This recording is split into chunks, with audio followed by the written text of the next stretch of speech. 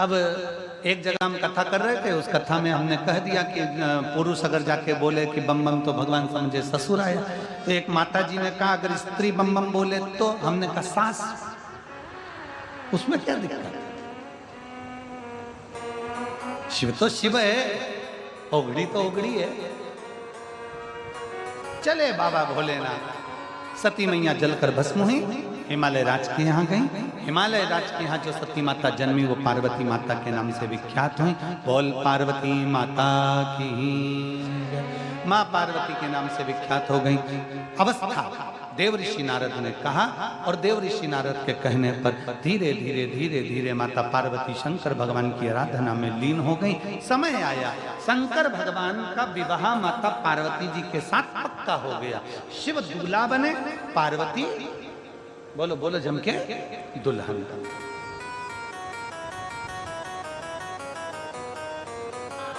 हमारे मध्य प्रदेश में दूल्हे को बना कहते हैं और दुल्हन को बनी कहते हैं। छत्तीसगढ़ में यहां पर भी बोलते होंगे ना बन्ना बन्नी। अरे बोलो तो जम के बोलते हैं। शादी में रात को मेरी जीजियां ढोलक पीट पीट के गाती हैं, बन्ना जी बन्ना जी बन्ना जी बन्नी जी बन्नी जी बन्ना जी दिल्ली जाना जी, वहां से लहंगा लाना जी। ऐसा गा रहे। दूल्हे को बना, दुल्हन को बनी क्यों कहते हैं? बना जी बना जी बना जी। लड़के क्या कहते हैं? बना जी। और लड़की क्या कहते हैं? बनी जी। दोनों को चिल्ला चिल्ला कर कहते हैं बना जी बनी जी। दोनों को कहते हैं।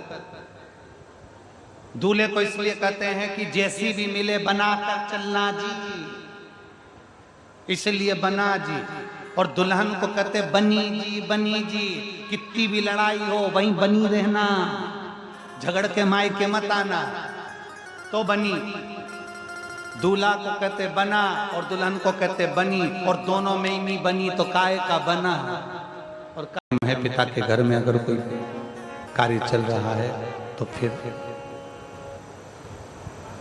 सोच कर जाना कि मुझे पत्र आया कि नहीं, फिर विचार कर कर जाना कि पत्र पहुंचा कि नहीं पहुंचा। फिर पत्र पहुंचे तब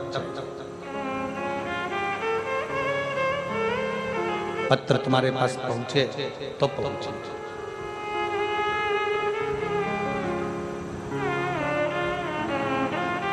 गुरु घर में कार्यक्रम है तुम्हारे पास में,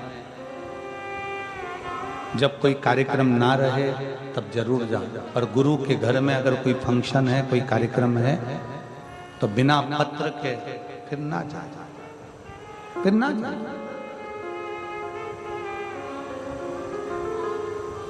सती मैया पहुंची यज्ञ की अग्नि में, सती माता जलकर भस्म, यज्ञ किया। क्रोध आया भगवान शंकर को, और इतना क्रोध भगवान शिव जी को आया। भगवान शंकर को इतना क्रोध भगवान शिव को आया कि शंकर भगवान क्रोध में आकर उपद्रव करते। केश थोड़ा वीरभद्र को भेज दिया, जाकर पूरी यज्ञशाला को विध्वंस कर, पूरी यज्ञशाला विध्वंस कर दी जाए। यज्ञशाला विध्वंस हो गई। दक्ष प्रजापति का सिर कटा, अग्नि में जाकर गिर गया, अग्नि में गिरा। हाहाकार मच गया, यजमान का सिर कट गया,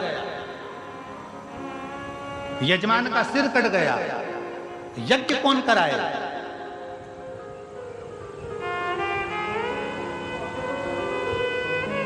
अहंकार जब बहुत बढ़ जाता है, व्यक्ति को तीन चीजें बर्बाद कर देती है। एक लोभ, एक अहम और एक वासना।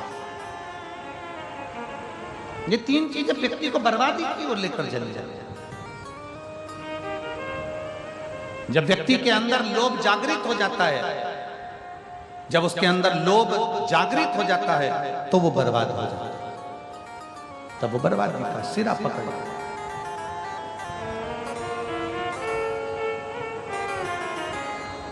थोड़ा दूर रहिए,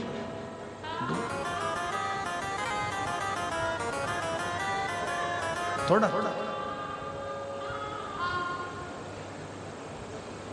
देवताओं ने आकर भगवान शंकर से विनती करी, भोले बाबा इस यज्ञ को पूर्ण कराइए। शंकर भगवान ने कहा, दक्ष प्रजापति का तो सिर कट के अग्नि में गिर गया, दक्ष प्रजापति का सिर जब अग्नि में चले गया तो यज्ञ कैसे पूर्ण होगा? आप सब कुछ कर सकते, जो कोई नहीं कर सकता वो आप कर सकते, आप कर सकते। भगवान देवादिदेव महादेव भगवान शंकर को पूर्ण परमेश्वर कहा गया। हम उन्होंने अपने धन का सदुपयोग किया। ये 16 दिन श्राद्ध में उन्होंने अपने धन का सदुपयोग करा।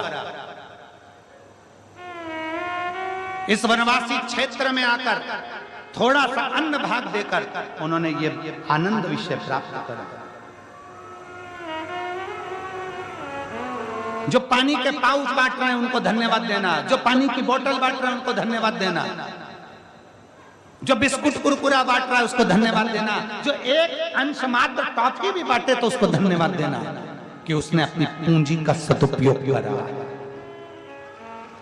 पूंजी का सदुपयोग करा।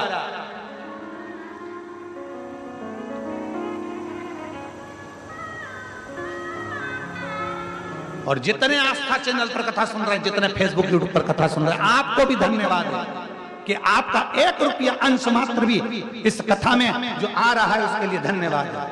आप श्राद्ध पक्ष में जो सुख आपने प्राप्त किया उसके बराबर कोई सुख नहीं, किसी न किसी रूप में आप। तो जितने यहाँ पर कहीं ना कहीं किसी न किसी रूप में कोई पूरी सब्जी बांट रहा, कोई कुछ बांट रहा, कोई कुछ बांट रहा, उनको साधुता हमारी,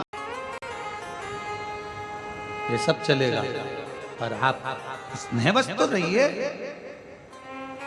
दक्ष प्रजापति का अभिमान, दक्ष प्रजापति की अभिमतता सम्मुख में प्रकट हो गई, और दक्ष प्रजापति की जब अभिमतता प्रकट हुई तब उस अभिमतता के तहत दक्ष प्रजापति के भीतर जब अभिमान, दक्ष प्रजापति के भीतर जब अहंकार प्रकट हुआ, सती मैया को बोल दिया, मैंने जब तुम्हारे यहाँ पत्र नहीं भेजा तो तू आई क्यों आई? शिव महापुराण की कथा कहती है,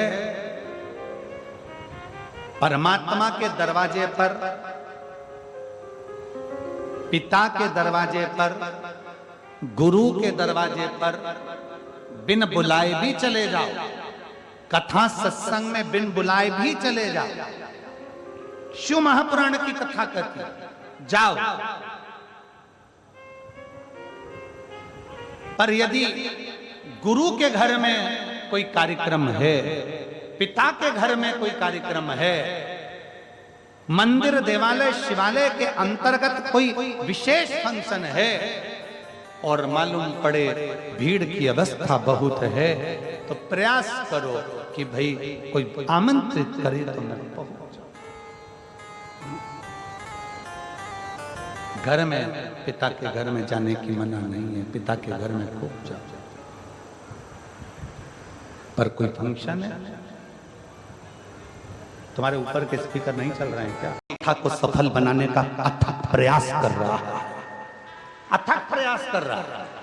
एक एक बच्चा लगा है, गांव का एक एक छोटे से छोटा बच्चा, एक एक बहन, एक एक जीजी इस कथा को सफल बनाने का प्रयास कर रही है कि हमारे गांव की कथा है, हमारे नगर की कथा है।